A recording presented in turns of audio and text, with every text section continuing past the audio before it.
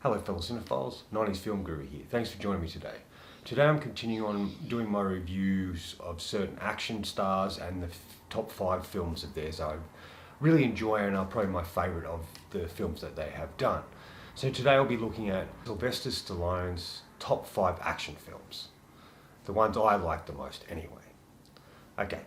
Number 5, Judge Dredd. Now, look, I know, people aren't a big fan of this film. They think it's stupid and silly and destroys how good Judge Dredd is. And obviously, Dredd film that they did years later was much better for people who enjoyed it. I don't overly like that one. I think Carl Urban's great in it, and I like the choice that he doesn't take the helmet off. It's just the story and setting seemed a little boring, where at least this one has a bit more open world. It may not be close to the comics at all, but it's just sort of fun in that aspect. I think Stallone's a little over the top, and I think this is something they turned into a big blockbuster film rather than just a nice action movie. But there is a lot of elements to this film I do like. I like the world we're introduced to, the council. I like one of the council men, Max von Strom, has to retire and sent out into this sort of deserty area. I love that aspect. All that stuff was great. Stallone has to come up against the cannibal family, which I really loved. I thought that was really cool. I thought Diane Lane's really good in it. It's just a bit silly and goofy at times that it really shouldn't have been. And just sort of the villain isn't great. There are sort of nods to particular things, especially the robots and a variety of the things and the bikes themselves. And when Stallone doesn't have his mask on and doesn't talk, he's kind of cool. He has the look and the feel of that sort of character. But they've sort of make it much more of a blockbuster film than it really should have been. And saying all of that, I really did enjoy the movie. It's a film I've gone back to. It's a film I saw in childhood and now really enjoy watching it more and more as I get older. It's just, if I just want a fun, entertaining action films, I'll put it on. It may not be the best interpretation of Judge Dredd, but I still have fun with the movie. I like the style and the look of the world, and I just think it's kind of cool. And this is one of those films I think it really needs to be re-looked at. Yes, we've had Dredd, Carl Urban was great, and they may make a sequel to that. But I wanted much more of the world. And I feel that if they redid this particular Dredd, expanding the world, this could become quite an extraordinary film. Combine the films maybe. Take Carl Urban's concept, keeping the mask on, and the world that's created in Dredd, and just mesh them together and create something different. So overall, this is more of a guilty pleasure, I suppose, for me, but I like Stallone's performance, and I like the world and the characters that were shown in this film. Number 4, The Specialist. Now this is kind of an odd film. They call it an erotic thriller or erotic action film. I'm a bit confused about what it is. It is a very odd movie. The tone of it's odd, some of the character choices are strange, and it just has this kind of noirish, slow, quiet, sort of style and feel about it, where you've got Stallone's character who's a specialist who can blow anything up but can design particular bombs. He's hired by Sharon Stone's character to kill some people, which he is a bit reluctant to do at the beginning, and then he gets involved in it. And then you've got the James Woods character that there's a past between Stallone and his characters that I kind of like. And then you've got Eric Roberts, playing Eric Roberts, and Rod Steiger is kind of in it as well. What I liked about this movie is kind of the feel. It feels like a noir, it feels like a detective story, except the character we're finding isn't a detective. He's an explosive expert. He blows people up. Now, if you look at a film like this and the concept and you think, oh, why would you want to follow a character like this? We never really do that.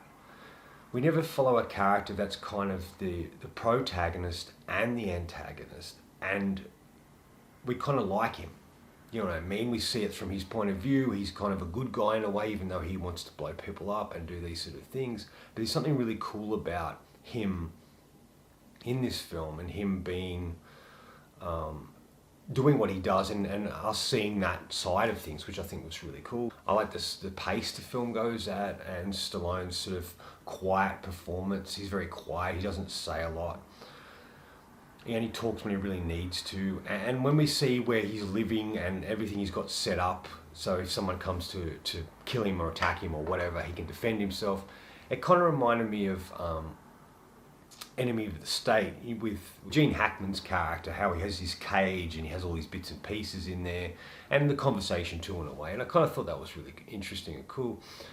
I think Sharon Stone's good in it, but she's sort of a bit of subdued character, and the ending's kind of strange. It sort of like goes for a much more lighter ending than you expect. It just felt like the film was going in one direction in one film, then it shifted into something else. Whether that was a choice made by the writers or the director or the producers, I'm not sure. But it just felt like a different film as we got towards the end after all these things had transpired. But I liked Stallone's brooding sort of performance. I like that his character is very capable and we see what he can do. And he's kind of like cool and sleek and interesting to watch. And I think this is why I kind of like this film and Stallone's performance in it, because it's just kind of an interesting film. By no means a great movie, and like I mentioned, a little strange, but definitely worth checking out. Number 3, Demolition Man. Now this is great. This is a great, fun, entertaining movie. You know, you got Stallone up against Wesley Snipes, and just the idea that it's set in the 90s, and then the film, something happens and both of them get frozen and we get sent, you know, it cuts to a futuristic world, which was really cool, and there's no more violence anymore, and these two characters are from a different time and a different place with a lot of violence and bad things happening, and that's all been stripped away.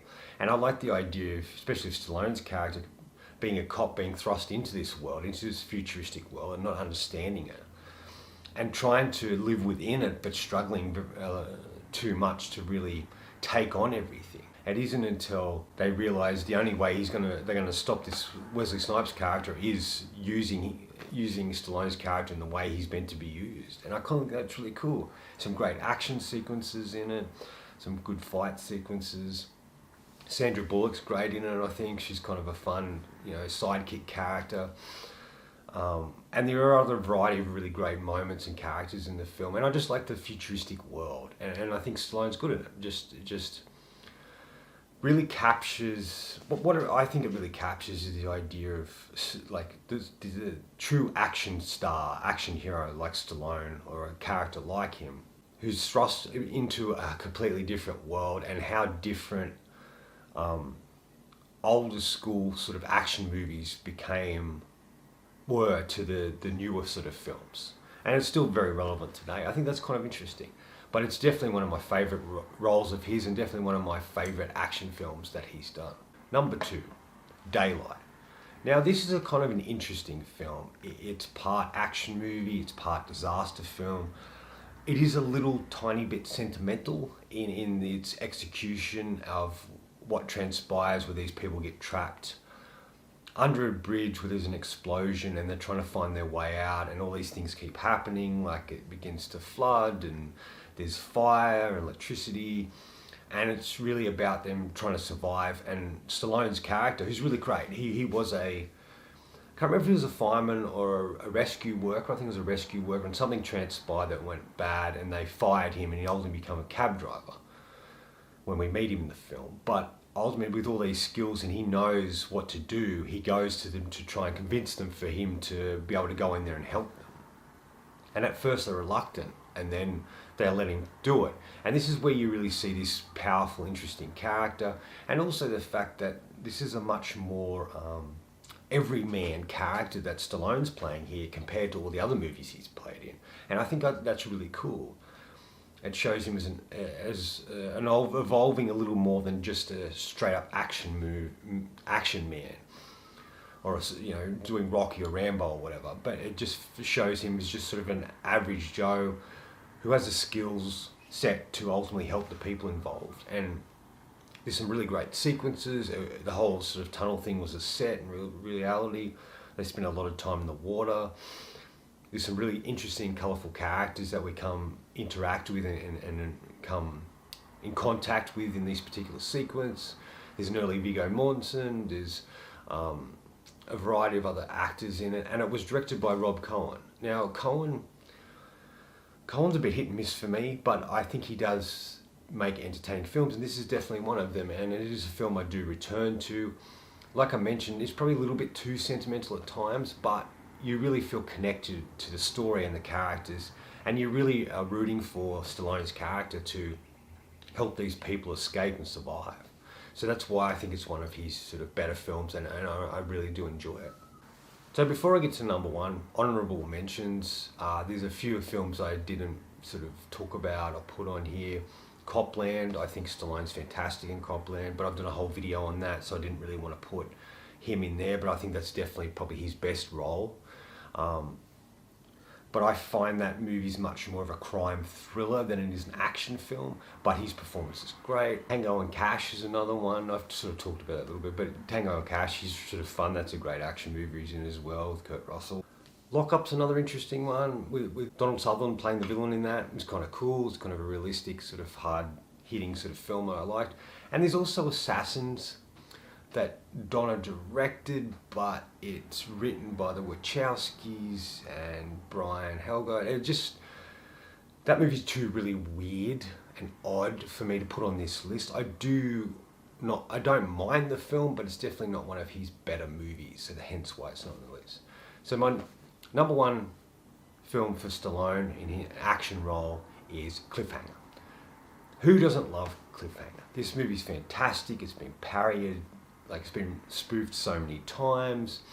It was directed by Rennie Harlan, definitely one of his best, if not his best film. John Lithgow's a fantastic villain in it. And there's so many colourful and interesting character actors, and I really like this film so much. I think Stallone's fantastic and suits this tough and smart and capable rock climber who we see at the beginning of the film rescuing something and a tragedy happens and he can't save someone, which you all know, especially if you've seen Ace Ventura 2. But it's just about this sort of character who, after the tragedy, doesn't want to be involved and it sort of leaves, and then is ultimately comes back and is thrust into a situation that only he can really handle. He's the only one who can really take down these bad guys than anybody else. Michael Rooker's there as well, and Rooker's fantastic in the film, and I like the rivalry and the hatred it's kind of that Stallone's character and him have with each other. But there's sort of really great characters, and you're really rooting for Stallone. You want him to survive and achieve what he sets out to do. The visuals are quite good. The way they make them look like they're actually climbing big, huge mounts is cool. There's some really great action sequences. They take advantage of the weather in a really great way, and it sort of adds another character in a way to the film. And there's some really great action fight scenes in it. And I love the scenes between Stallone and Lithgow and just how they're sort of going at each other, hero and villain, protagonist and antagonist. It's just really cool. It's a really great film in that regard, and that's why I love it. And that's why it's number one for me, because I think it's a fantastic film. I have a lot of fun with it. It's a film that I return to time and time again. It is just truly a really great and wonderful action film with a great cast, a fun story, and some really great moments. And it's a film that really sucks you in, and you can return to it no matter how many times you've watched it and still enjoy it. And that's why it's number one. Anyway, that's my list. Put down in the comments what you think, if you agree, disagree, if there's other films of his that I haven't mentioned that you really think should be on the list, let me know. But if you haven't seen the films on the list, definitely check them out. They were definitely worth looking at. Anyway, that's all from me today. Thanks for watching. I hope you enjoyed this video, and if you did, please subscribe down the bottom, follow my Letterboxd and Facebook. Otherwise, until next time, enjoy the movies.